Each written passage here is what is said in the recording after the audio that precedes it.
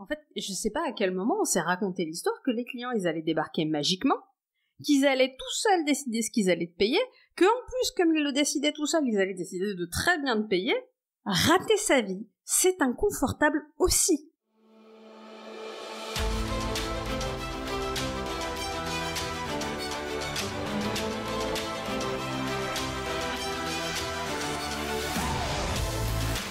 Aujourd'hui, je vais faire un petit retour sur une discussion que j'ai régulièrement avec des amis, des proches ou des gens que je rencontre à droite à gauche et qui me disent vouloir changer quelque chose dans leur vie, vouloir réussir quelque chose, vouloir atteindre un objectif ou vouloir dépasser quelque chose de difficile. Et quand je prends un peu le temps d'échanger avec eux sur les solutions, ce qui est très intéressant pour moi, c'est qu'on arrive assez vite à je sais pas comment je vais faire ça. Ah, mais ça a l'air difficile. Ah, mais je ne pourrai pas me passer d'eux ou réussir d'eux, etc.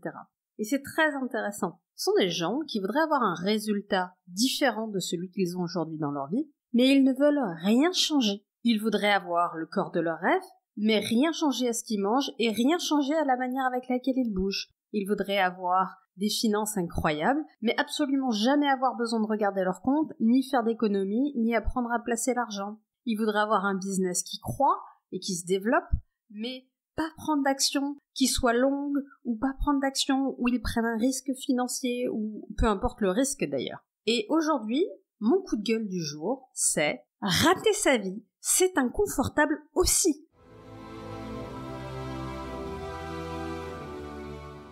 Bonjour, je suis Magali Wagner, je suis entrepreneur multicasquette et mon métier, c'est d'accompagner ceux et celles qui veulent s'accomplir intégralement à se créer une vie inspirante, sécurisante, empreinte de légèreté et de liberté. Je les aide à catalyser leur potentiel pour obtenir des résultats impressionnants en se délestant de leurs entraves passées et à contribuer à ce qui compte profondément.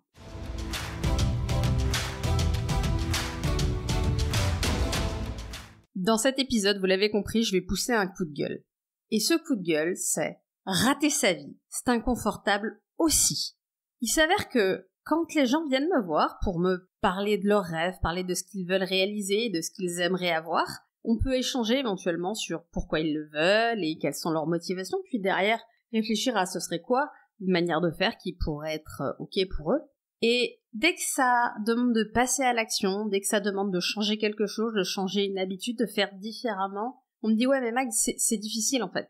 C'est la personne qui me dit moi ce que je voudrais c'est perdre un peu de poids, mais mon partenaire de vie il ne fait que manger du cochon et des pommes de terre et je ne veux pas faire 2 repas. Très intéressant. Donc ce qui est le plus important, c'est d'aligner ton repas par rapport au repas de ton partenaire de vie, et ton partenaire de vie, il a particulièrement pas envie de faire des efforts là-dessus, et c'est ok, si ça lui convient. Mais toi, le résultat te convient pas. Mais apparemment, ça te convient plus, cette solution-là, quitte à ce qu'effectivement tu prennes 2, 3, 4 kilos par an, et c'est ok, plutôt que de garder le poids que t'avais, et au risque de faire 2 repas par jour. J'ai eu cette discussion avec quelqu'un il y a pas si longtemps que ça, et je vous garantis que moi, dans ma maison, il y a plusieurs repas, les gens mangent pas pareil, et en fait, le meilleur moyen d'avoir une alimentation qui nous correspond, c'est d'avoir une alimentation qu'on choisit et qui est adaptée aussi à nous. C'est les personnes qui me disent qu'elles voudraient réussir dans le business, mais alors c'est très intéressant, j'en ai plusieurs comme ça qui veulent dans des business soit d'accompagnement, soit dans des business de freelancing. Mais le fantasme, plus jamais retourner dans le salariat, ça c'est enfer et damnation, et j'aimerais comprendre à quel moment on a switché dans ce monde de se dire que le salariat était le pire truc qui pouvait arriver sur Terre. Ça mériterait un épisode où je vous débunk le truc, parce que, évidemment, comme toute chose, le salariat a ses avantages et ses inconvénients, tout comme l'entrepreneuriat. Mais c'est très intéressant parce que ces personnes ne veulent plus être salariées, elles ne veulent plus avoir un patron qui décide, et elles veulent pouvoir s'organiser comme elles veulent, décider de leur emploi du temps et décider de ce qu'elles font. Mais par contre, elles veulent rester ultra spécialisées, c'est-à-dire ne faire que la tâche pour laquelle elles sont formées ou elles sont douées. Et ça, c'est super intéressant parce que justement, quand on se lance, le prix à payer de l'entrepreneuriat, c'est de devoir tout faire. Le prix à payer de l'entrepreneuriat, c'est de devoir faire de l'administratif, de la comptabilité, de la gestion, du commercial, du marketing, ton métier, peu importe celui qu'il est, l'avant-vente, l'après-vente, le SAV, le customer care, et j'en passe. C'est le prix à payer. Mais ces gens-là, ils voudraient que les clients arrivent tout seuls magiquement, qu'ils signent des contrats, qu'ils aient même pas besoin d'annoncer un prix parce qu'ils sont pas confortables avec le fait de proposer un prix pour le service qu'ils proposent, Et puis surtout pas gérer les réclamations et l'après-vente. Et puis alors pas de comptabilité, parce qu'alors là, mon Dieu, horreur, les chiffres, c'est vraiment pas mon truc. Mais par contre, j'aimerais en vivre. Et les gars, le monde, c'est pas oui en fait. En fait, je sais pas à quel moment on s'est raconté l'histoire que les clients, ils allaient débarquer magiquement, qu'ils allaient tout seuls décider ce qu'ils allaient te payer, que en plus, comme ils le décidaient tout seuls, ils allaient décider de très bien te payer, et qu'il y aurait jamais de SAV, jamais rien à gérer, et que surtout pas rendre de compte à l'État. Ça me fait rire parce que j'ai eu une candidate à une location qui m'a appelé il y a 2 jours pour un appartement que j'ai mis en location, et quand je lui ai demandé ses justificatifs, elle m'a dit qu'elle ne pouvait pas me fournir son avis d'imposition parce qu'elle avait oublié de déclarer ses impôts, ce que j'ai trouvé très intéressant. Et je lui dis c'est pas grave, on va faire avec celui de l'année dernière. Elle me dit non mais en fait ça fait 2 ans que j'ai oublié. C'est un gros oubli quand même, hein. Et c'est un oubli qui est pas suffisamment oublié pour qu'elle puisse pas me le dire, hein, c'est quand même sorti tout seul. Donc apparemment on peut oublier de faire ses impôts, très intéressant. Bref, fermons la parenthèse. Les gens vivent dans un rêve, en fait. Vous voulez avoir que des avantages dans votre vie, vous voulez avoir que du confort dans votre vie, vous voulez avoir que de la facilité, mais ça ne fonctionne pas. En fait, la seule chose que vous pouvez choisir, c'est le niveau de difficulté que vous avez et où est-ce que vous en avez. Si vous choisissez de l'entrepreneuriat, vous allez choisir d'avoir la difficulté, de devoir gérer toutes les choses, de devoir vous coacher. Je vous invite à vous faire coacher et à vous coacher pour dépasser vos peurs, vos croyances limitantes et être capable de faire des choses que vous ne vous sentiriez pas capable de faire tout seul. Je vous invite vraiment à aller de l'avant sur ces choses-là, mais vous allez avoir personne pour faire la proposition commerciale à votre place, vous allez avoir personne pour écrire les choses. Alors évidemment, quand vous allez commencer à gagner de l'argent, vous allez pouvoir prendre une assistante, etc., etc. Je vous recommande de commencer par un comptable, hein. C'est l'étape 1, sauf si vous êtes en auto-entreprise, auquel cas vous pouvez vous en passer, mais si vous montez une société, vous pouvez pas vous passer d'un comptable, parce que quand le fisc va venir taper à votre porte, vous allez être bien content d'avoir quelqu'un qui sait parler sa langue qui va lui répondre. C'est quand même un confort de vie qu'on sous-estime. Du coup, il y a besoin de faire des efforts quelque part. Et c'est un des avantages du salariat que de pouvoir faire uniquement ton métier, ton expertise, et de ne pas avoir à faire le reste parce que tu as une structure de société qui t'amène tout cuit dans le bec le reste. Et c'est aussi pour ça que tu es payé que sur une fraction de ce que tu délivres, parce qu'en fait, il faut aussi payer tous les autres qui font tous les autres postes. Mais cette problématique, elle revient pas que dans les gens de l'entrepreneuriat. Elle revient dans, je vous en ai parlé tout à l'heure, les gens qui veulent une transformation physique mais qui veulent rien changer à leurs habitudes. Elle revient également dans les gens qui voudraient que ça se passe différemment dans leur couple et que leur partenaire de vie prenne une place différente ou une interaction différente. Oui, mais ça demande d'avoir le courage de faire une demande spécifique, différente, de clarifier ses besoins, d'apprendre à le communiquer, d'être ok avec le fait que l'autre, au départ, il va vous envoyer bouler parce que lui, ça lui allait bien comme c'était avant et il voit pas pourquoi ça changerait. Ça demande d'être capable de poser ses limites, de mettre des exigences, ça demande de clarifier des choses avec ton patron, par exemple, si c'est avec ton patron que ça se clorse, ou avec tes collègues de travail, et de fixer ensemble des règles d'un commun accord, et ça demande d'accepter de potentiellement être mis en minorité et de devoir apprendre à gérer ça. Ça demande de faire face à soi-même et de réaliser que le job dans lequel on est aujourd'hui ne correspond plus et qu'il nous nourrit plus et qu'on a envie d'autre chose, et de prendre le risque de devoir repartir à zéro, réapprendre un nouveau métier, redémarrer en bas de l'échelle, ou alors se créer son propre job, ou alors avoir plusieurs jobs, peu importe. Mais ça demande de vivre un inconfort, en fait. L'inconfort de perdre sa pseudo-sécurité, le statu quo dans lequel on est, et de défier ce statu quo pour aller chercher un nouvel état d'équilibre qui va nous correspondre davantage à aujourd'hui. Encore une fois, moi, je suis pas du tout dans l'idée de le nouveau statu quo, il va être mieux, hein. Ça, c'est encore une illusion qu'on a tous de vouloir être que dans le on a plus, on veut mieux, etc. Non. Le statu quo, il est vers est-ce que ça me correspond mieux? On va se le dire franchement, le job que je faisais avant, pour plein de raisons, je l'ai adoré. J'adorais mon job, j'adorais faire preuve de créativité, j'adorais trouver des solutions pour mes clients, j'adorais accompagner les clients, j'adorais la partie R&D de mon travail. Et puis à un moment donné, pour plein de raisons, ça m'a plus convenu. La première d'entre elles, on est d'accord, elle est organisationnelle et managériale. Mais en vrai, j'aurais pu essayer de chercher dans une autre structure la même typologie job. Juste, il était temps pour moi de faire face à moi-même, de prendre mon courage à deux mains et d'aller un pas de plus vers la vie de mes rêves. Et que ce soit quand je me suis lancée dans l'immobilier, quand je me suis lancée dans ma perte de poids, quand je me suis lancée dans je vais arrêter mon job, quand je me suis lancée dans je vais me lancer dans le coaching, quand je me suis lancée dans c'est pas grave en fait si pendant un temps j'en vis pas, mais je sais que c'est le truc de mes rêves, donc je vais le faire. Et je suis alignée avec ça et je me suis sécurisée autrement. Très intéressant de voir qu'au final, ça arrive.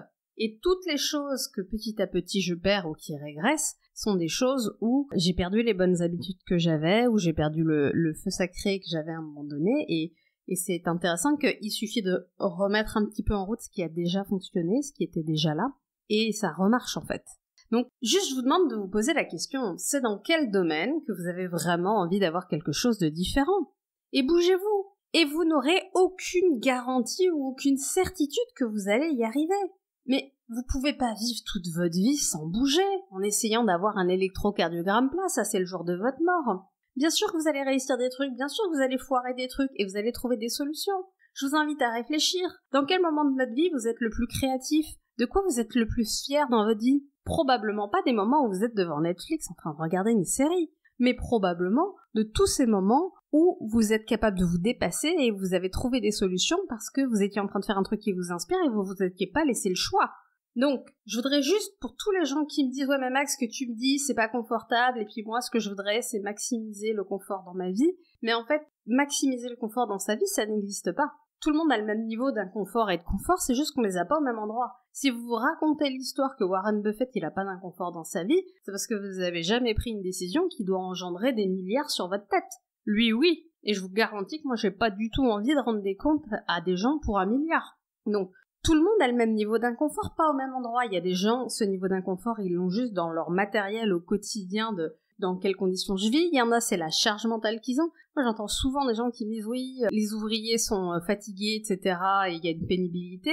Waouh! Pour avoir été cadre et pour avoir croisé toute la journée des cadres qui font des semaines de 70 heures payées 35, qui rentrent le week-end avec du boulot, qui le soir finissent des rapports, etc., je me dis pas, waouh, leur pénibilité, elle est vachement plus faible. Alors, effectivement, physiquement, c'est plus confortable.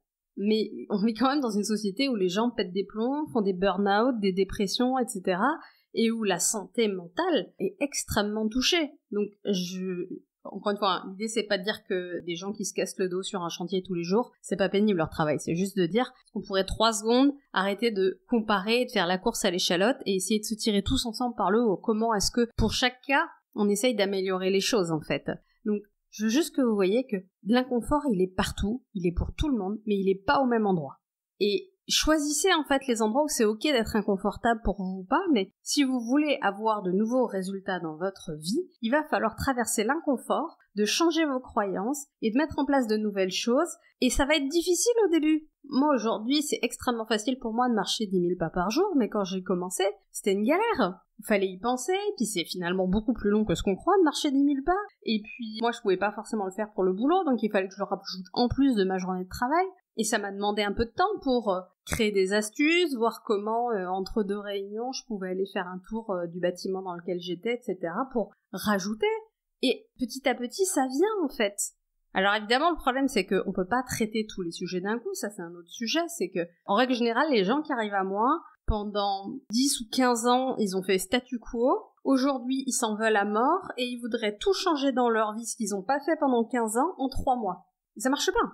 L'être humain peut pas faire ça, en fait. En 3 mois, si tu changes 1 ou 2 choses de manière pérenne dans ta vie, par effet cumulé, ça va avoir un résultat de dingue. Mais vous voudriez avoir les résultats du bout de 10 ans d'effet cumulé tout de suite. Et comme vous les avez pas, puisque vous êtes au début de l'effet cumulé, au moment où la courbe elle est relativement plate, vous lâchez, en fait. Mais vraiment, faites confiance dans le système. Croyez dans les process sont beaucoup plus forts que les résultats à court terme. Je vous garantis que si vous faites attention à la manière avec laquelle vous dormez tous les jours, vous bougez tous les jours, si vous mettez de l'attention sur vos dépenses, si vous mettez de l'attention sur les relations que vous construisez avec les gens, je vous garantis que les choses vont s'améliorer. Ça prend un peu de temps, et ça fonctionne. Le problème, c'est que nous, on est tellement drogués à tout de suite, swiper sur TikTok et j'en passe des meilleurs, qu'il n'y a plus personne qui est ok pour prendre le temps. Les choses prennent du temps. Tranquillement. Pas non plus un temps infini, parce que ça va quand même vachement plus vite qu'il y a des années en arrière. On a quand même aujourd'hui, entre les voyages, Internet et tout ce qui est à notre disposition, une possibilité d'aller plus vite, plus fort, plus loin que toutes les personnes avant nous. Et on est d'accord, ça génère des nouveaux challenges. Le challenge de l'attention et de la concentration, c'est un nouveau challenge. Mais est-ce qu'on pourrait juste à un moment donné voir que toute situation a avantages et inconvénients et mettre notre focus sur comment on met les avantages à notre service plutôt que de déprimer sur les inconvénients? Et c'est vrai pour tout changement que tu fais.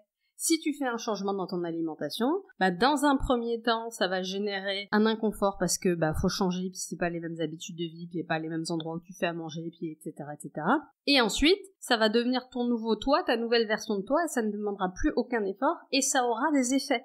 Donc voilà, c'était mon coup de gueule du jour. Rater sa vie, c'est inconfortable aussi, donc quitte à vivre de l'inconfort, autant vivre de l'inconfort en direction de la vie qui vous fait rêver, de la vie qui vous inspire vraiment, de la vie pour laquelle vous êtes profondément fait, vous le savez au fond de vous. Et je vous rappelle que si vous voulez savoir c'est quoi la vie qui est profondément fait pour vous, c'est ce qui est centré en vous, c'est ce que vous avez dans les tripes, c'est ce qui fait pas de bruit, c'est sage en vous, c'est pas votre tête qui s'agite dans tous les sens, c'est pas l'animal en vous qui veut se barrer parce qu'il a peur, non, il y a une forme d'évidence, il y a une forme de calme quand vous êtes là. Moi, quand il s'agit de mon métier de coach aujourd'hui, ça fait zéro bruit, c'est une évidence, c'est qui je suis. Je vous invite à trouver qui vous êtes et à vous aligner avec qui vous êtes en fait. Je veux juste préciser ce truc-là, on ne décide pas tout à coup quelles sont nos valeurs, je vous l'avais déjà partagé, ou qu'est-ce qui est réellement important pour nous. On construit nos valeurs sur nos vides et ça définit qui on est. Donc, c'est pas moi je décide que je serai tel ou tel type de personne, c'est je me découvre, j'observe et je m'aligne et j'accepte d'aller vivre la vie qui est la vie qui m'inspire vraiment et pour laquelle j'ai tout à donner. Et le dernier petit tips que je veux voir avec vous, c'est de vous dire, faites-en un jeu. Faites-en un jeu, n'importe quelle chose un peu difficile que vous avez à faire. Si vous en faites un jeu, ce sera beaucoup plus facile. Je veux dire, quand vous faites un jeu vidéo et que vous passez un niveau, le niveau d'après, il est dur et il est pas confortable. Mais c'est ça qui le rend fun aussi. Personne ne voudrait un jeu vidéo où c'est toujours facile de gagner. Donc, faites-en un jeu. Arrêtez de vous raconter que c'est un truc horrible. Faites-en un jeu. Ok, j'apprends un nouveau game. J'apprends à mieux répondre aux besoins de mon corps. J'apprends à mieux m'aligner avec mes envies et avec qui je suis profondément. J'apprends à choisir la typologie d'activité qui me correspond. J'apprends à aimer maîtriser mes finances et savoir ce que je fais. J'apprends à aimer maîtriser ma communication et mes interactions avec mes proches. C'est un jeu. Amusez-vous, éclatez-vous. Réalisez la vie de vos rêves, accomplissez-vous intégralement dans tout ce qui est réellement important pour vous, c'est tout ce que je vous souhaite, et vous verrez que c'est hyper agréable d'avoir la vie qui vous correspond et d'avoir les conforts et les inconforts qui vous correspondent. À la semaine prochaine.